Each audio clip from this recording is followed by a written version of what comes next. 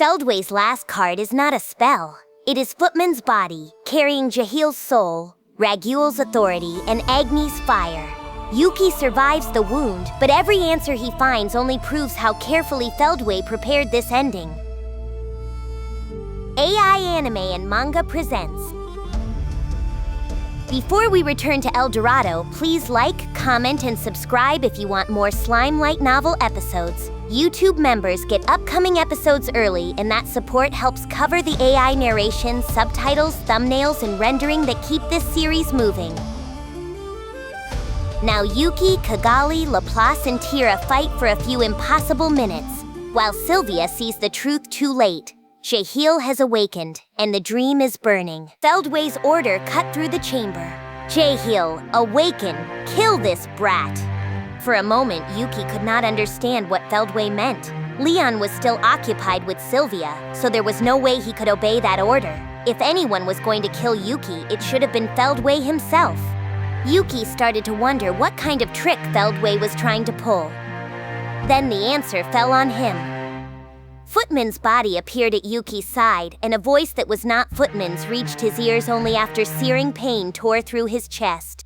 Jahil, speaking through Footman's body, said, "You called for me, Feldway. I owe you a debt, yes, but I very much resent being treated like your every wish is my command." Yuuki spat up blood and looked down. A gruesome hand was sticking out of his torso. Kagali screamed, "Footman, what are you doing?" Footman turned toward Kagali, pulling his arm out of Yuuki's chest. The voice that answered her was fluent, cruel, and completely unlike the Footman they knew. Jahil laughed and said, "Silence, Kazalim. What have you done? Abandoning the name and appearance I gave you?" The evil aura pouring out of him was greater than anything Footman had ever shown. Yuuki dropped to his knees. As a saint, he was a spiritual life form. He had full control over his body, and he could even stop his own bleeding. But this was not a scratch. A normal person would have died instantly. Shit. Jahil looked down at him with interest. "Ho? Still alive? You're a tough little piece of trash, huh? Stop causing me so much trouble." The moment Jahil finished talking, he reared back and kicked Yuuki into the air. That one strike from Footman's body, driven by Jahil's destructive force, had enough power to knock Yuuki out instantly. Gah!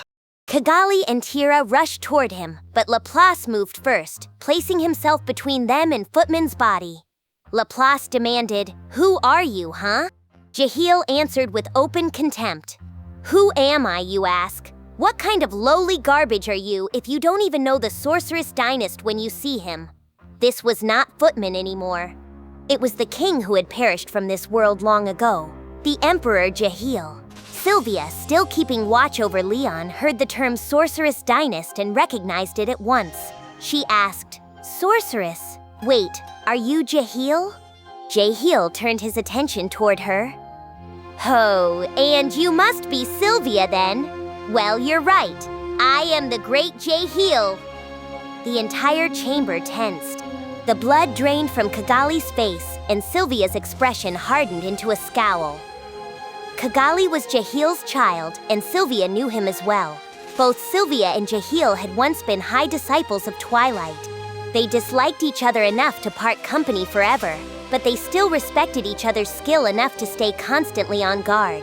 Both Kagali and Sylvia knew how evil Jahil was. Both understood that his resurrection would be one of the worst catastrophes imaginable. That was Feldway's trump card. After Milim laid waste to Jahil's lands, Jahil had remained as a wandering soul with no body. If he had stayed that way, his end would have been unavoidable. Instead, he was taken into custody and placed into a long sleep. While Lieutenant Kondo controlled the demon lord Clayman, Feldway planted Jahil's soul inside Footman. Footman had a weak sense of self and an even weaker intelligence, which made him easy prey for Jahil's overwhelming power. Jahil slowly eroded his soul from the inside. At first, he could do little more than pass information along to Feldway. But once Footman's body received a seraphim, the balance shifted. Jahil seized full control.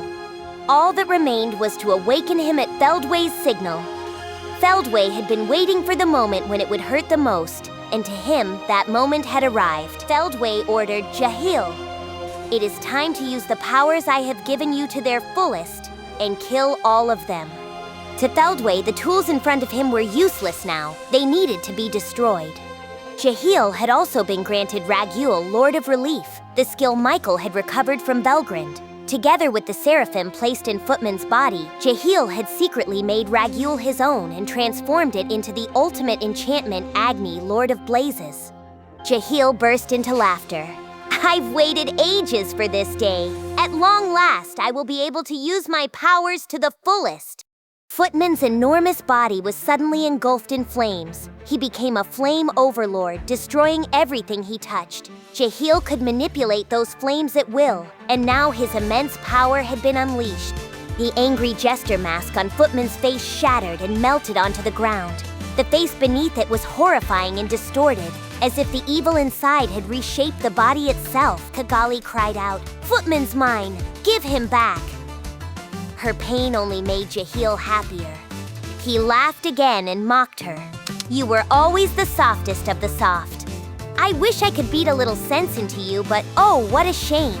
Sir Feldway has just ordered me to kill you all. Forgive me, my idiot son." Without the slightest remorse, Jahil threw a fireball at Kagali. It was not as powerful as a flame Belgrin could conjure, but it was still terrifying. If Kagali took that heat undefended, she would be vaporized instantly. Laplace shouted, "Don't ignore me, damn it." He fired a bolt of magic to deflect the fireball, but it was swallowed without effect. The fireball grew larger, expanding to engulf Kagali, Teare, and Yuuki. Then the flames died down, and someone was still standing there. Nice try. It was Yuuki. Even with a mortal wound in his chest, he had forced himself upright and erased the flame with anti-skill. Jahil watched him with the curious eyes of a researcher who had just discovered a new test subject. Ho? My flames don't work on you? I don't think it is a matter of overpowering you, no. That's trouble. Your trouble, I must admit. Laplace looked back at Yuuki and asked, "You okay, boss?" As if. I want to lie down in bed as soon as I can. But I don't think this enemy's gonna let me go, and that's a problem. Laplace grimaced. Yeah, so now what? Yuuki knew the answer that mattered most. They all had to survive, but even he could not think of a way to make that happen. Laplace had existence points just over 1 million. That was far beyond a Demon Lord seed, but still near the bottom of awakened Demon Lords. His real strength came from experience built up over many years and from using his skills well enough to be a nightmare in battle. Yuuki was next. He was still a saint, but high enough in the hierarchy that he could reach full divinity before long. His existence points were around 2 million, and he possessed both Mammon, Lord of Greed, and Anti-Skill.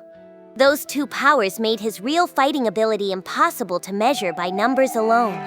Teare's existence points were around 2.4 million, higher than Yuuki's. She did not have many strong desires of her own, but she did have the unique skill Born Optimist. Under certain conditions, it tripled her physical abilities. Even so, it was unproven, and probably only worked against enemies weaker than she was. She also lacked Laplace's battle experience, which made her the weakest of the four in practice. Kagali had the highest numbers in their group, just under 3 million. Her Ruin Scepter added even more, pushing her past 4 million. But Kagali was support-oriented. She was not truly suited to either close-range or long-range combat. Her gifts were not being wasted, but no one could expect her to carry a direct fight. Jahil's existence points were 14 million. That was Footman's already powerful body with Jahil's own power added on top. Worse still, Jahil was not only a magic user, he enjoyed close-range combat too, especially when it let him torture weaker opponents. If he went on a rampage, he could knock out all 4 of them with ease. For Yuuki and his allies, it was the worst possible enemy. For a few breaths, there was no answer. Yuuki was a genius, but not even he could see a way through this. That frustrated him. He wondered whether he should have waited longer before revealing that he was sane and free from control, but he dismissed the thought almost immediately. The moment he chose to reclaim Kagali had probably been his best chance. Feldway had simply been one step ahead. He had predicted the outcomes, prepared countermeasures, and walked in with hidden cards ready. Yuuki had to admit it, he had lost this one. He had been with Footman all this time, and not once had he suspected an evil presence like Jahil inside him. That was not really Yuuki's fault. If anything, Feldway deserved credit for preparing so thoroughly. Yuuki thought that this world was unfair to him. It always had been. He regretted the way things had turned out, but he also found the absurdity of this world almost funny. For a moment, he even wondered whether Teare might have a similar trap hidden in her. Then he rejected that too. If she did, there was no reason to keep it sealed now. Then he remembered the most absurd thing of all. Rimuru. Yuuki thought of that slime and could almost laugh. Yuuki had come to this world first, but Rimuru had arrived later and still seemed to do whatever he wanted. Somehow, every absurd thing Rimuru tried turned out far better than everything Yuuki worked so hard to build.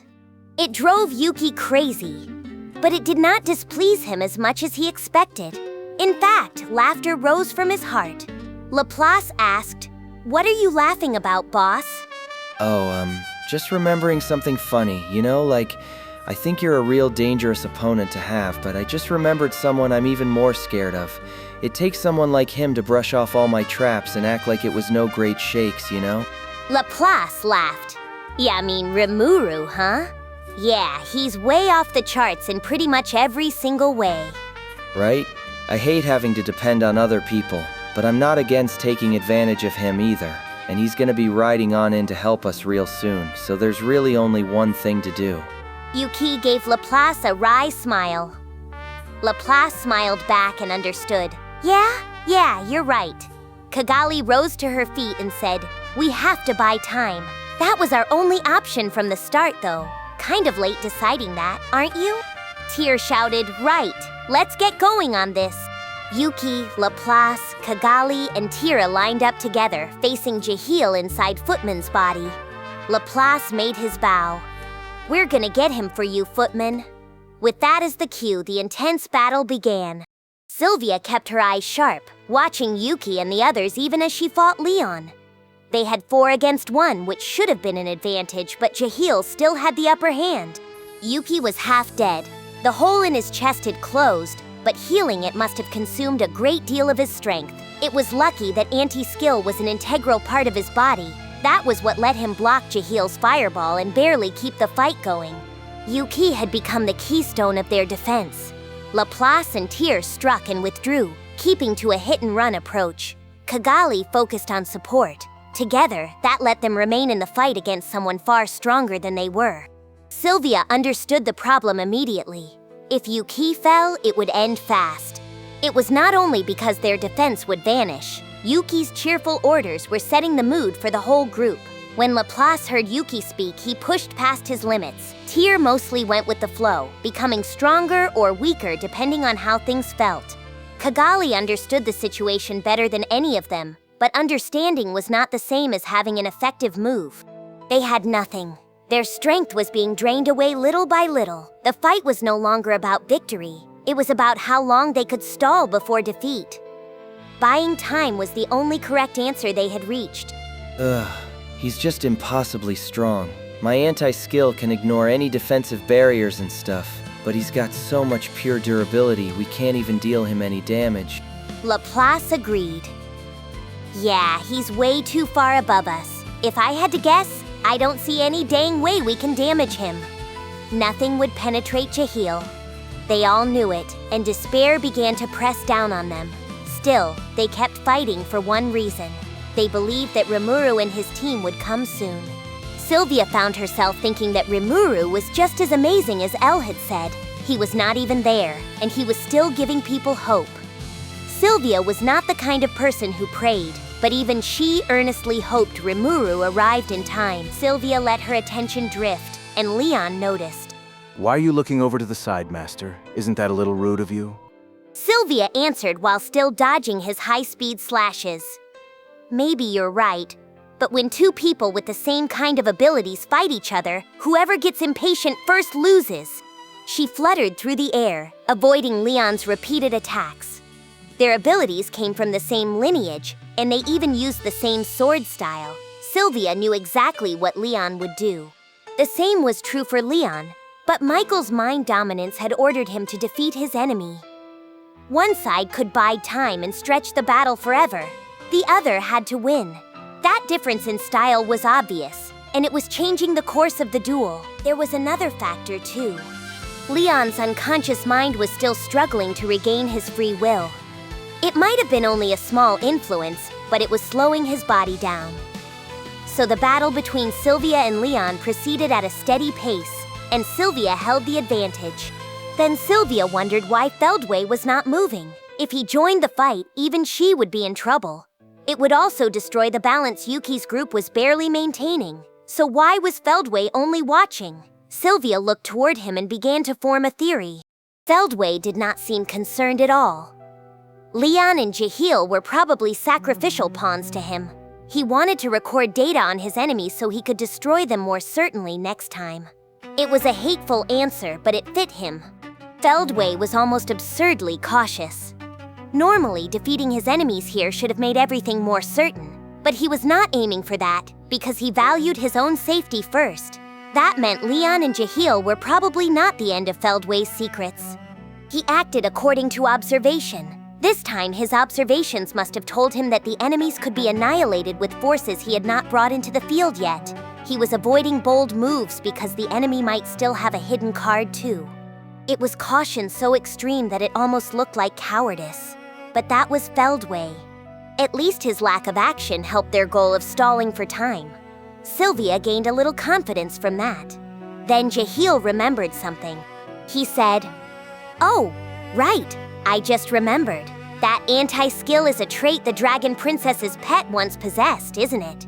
Something that could cancel out skills and magic. Quite a pain it was, but there was an easy way to deal with it. Just drop the magic, drop the skills, and come in with pure power, and it won't cancel out anything." Jahil was evil, but he was also a first-rate researcher. As a disciple of Twilight, he had real accomplishments, and his observational skill was sharp. That was how he reached the correct answer. Anti-skill had been passed on to the Chaos Dragon, the sad final form of Milim's pet. Milim had crushed that dragon and sealed it away. Jahil did not know it, but Milim had already proven his theory. It was time for him to change tactics. Raw violence. Jahil turned his own body into a projectile and struck Yuuki again and again. So pathetically weak! He roared at Yuuki while raining down blows. From that point on, the battle became one-sided. Yuuki could barely draw on enough martial arts to fend him off, but the difference in power was too great. Laplace and Teare were handled just as roughly, and before long, all three were on the floor. Kagali screamed, "Jahil, lid!" In a rage, she activated a spell, but Jahil's aura blocked it. His fist slammed into her stomach, and the cruel difference in power decided the battle. Jahil laughed over them.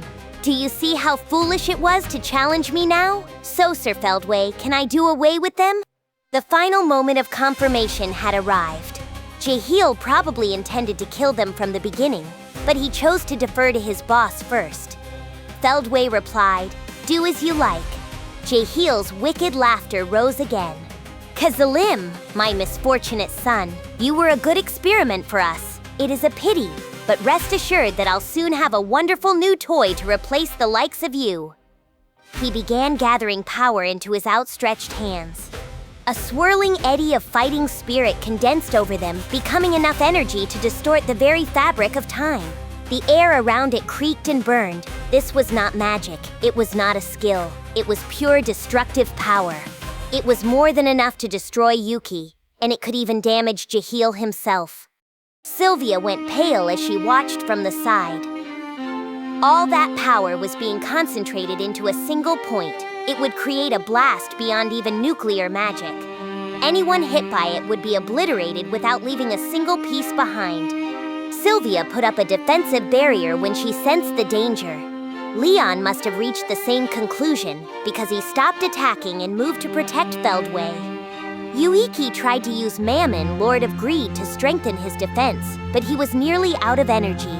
Kagali's unique skill Schemer became their last resort. Yuuki had taken Melchizedek, Lord of Dominion, from her, but Kagali had once possessed an ultimate skill. Schemer was only a unique skill, yet it had grown until it could perform almost like an ultimate. But it was still not enough. Kagali alone could not overcome that overwhelming difference in power. Sylvia knew it would not hold. Jahil's attack had 2 stages. First, the pure destructive energy he had gathered would be wrapped into a strike from Agni, Lord of Blazes. Once he launched a fireball to vaporize Kagali's barrier, his true attack would follow immediately after. Only Jahil's colossal amount of magicules made that possible. He was a walking wall of energy, several times greater than Sylvia. It was far too late for her to join the defense. She searched for anyone else who could stop it. Kagali was exhausting herself for nothing. Yuuki was already out. Teare had no ultimate skill, so any barrier from her would be a drop in the bucket. That left Laplace. Sylvia looked toward him and froze. Under Laplace's broken mask, she saw a face she thought she had forgotten long ago. One look made all the memories rush back. Sylvia screamed, "Run, Thalion!" But the warning came too late. Jahil declared, "So, farewell then. Time to pulverize your soul and wipe you off the face of this planet." His words signaled the end. A flash came first.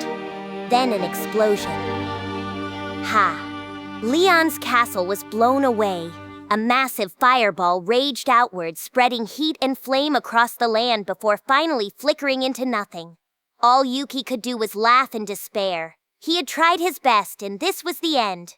It had been a little over 10 years since he came to this world. It began when he met Kagali, who was still the demon lord Kazalim back then. Ever since, Yuuki had kept striving to make his dreams come true. He had made friends he could truly open up to. He had shared joy and hardship with them. But when someone grew as rapidly as he did, the seams were bound to show. Rimuru, who seemed to go from success to success, was beyond exceptional.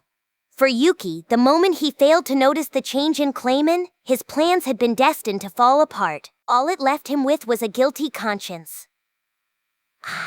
He had other regrets too. So before it was too late, Yuuki accelerated his mind and sent a final thought communication to everyone in the room. Sorry guys, I made a bad move and now I've caused all this trouble for you. Yuuki was ready to apologize, but no one blamed him. Kagali answered him. "You're not the only one to blame, boss. I think my failure was a much larger factor." Kagali felt intense remorse. If she had not been so obsessed with Leon, maybe none of this would have happened. Then again, if things had gone differently, she might never have met Yuuki. Perhaps there had been a few good things mixed into all of it. Teare tried to comfort her, her words halting but sincere.